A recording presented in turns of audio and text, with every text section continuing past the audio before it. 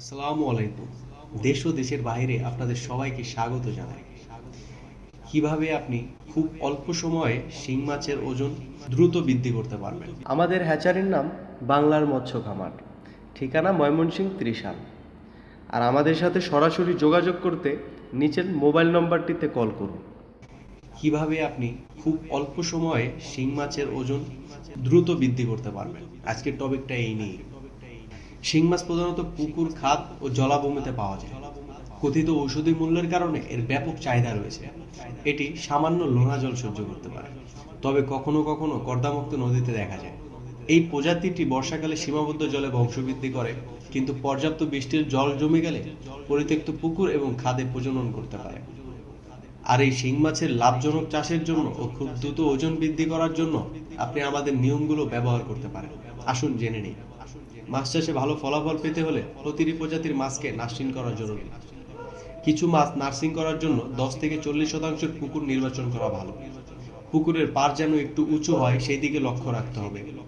পুকুরে যেন রোদের আলো পড়ে এমন পুকুর শিং মাছের নার্সিং চাষের জন্য নির্বাচন করতে হবে। শিং মাছের নার্সারির পুকুর প্রস্তুতি কিভাবে করবেন? প্রথমে পুকুরের সম্পূর্ণ পানি শ্যালো মেশিন দিয়ে শুকিয়ে ফেলতে হবে। পুকুরের তলায় একদিন রোদ দিতে হবে। পুকুরের তলায় অতিরিক্ত কাদা, পচা আবর্জনা, শামুক থাকলে তুলে ফেলতে হবে। চারপাশে লতা পাতা, কচুরিপানা থাকলে ভালো করে পরিষ্কার করতে হবে। পুকুরের পাড়ে বড় কোনো গাছপালা থাকলে ছাঁটাই করে দিতে হবে। পুকুরের তলায় মই টেনে মাটি সমান করে দিতে হবে।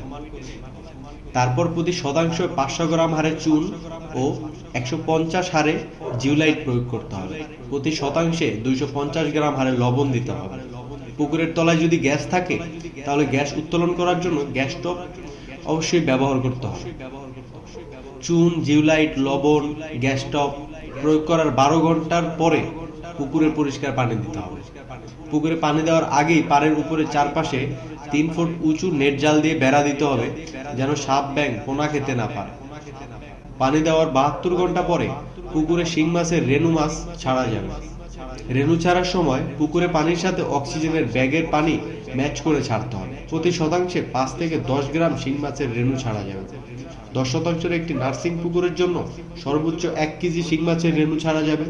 শিং মাছের নার্সিং পুকুরে 3 থেকে 4 ফোঁটা পানি রাখতে হবে।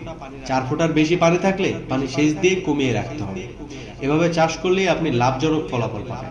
আমাদের হ্যাচারির নাম বাংলার মৎস্য খামার, ঠিকানা ময়মনসিংহ ত্রিশাল। আর আমাদের সাথে সরাসরি যোগাযোগ করতে নিচের মোবাইল নম্বরটিতে কল করুন।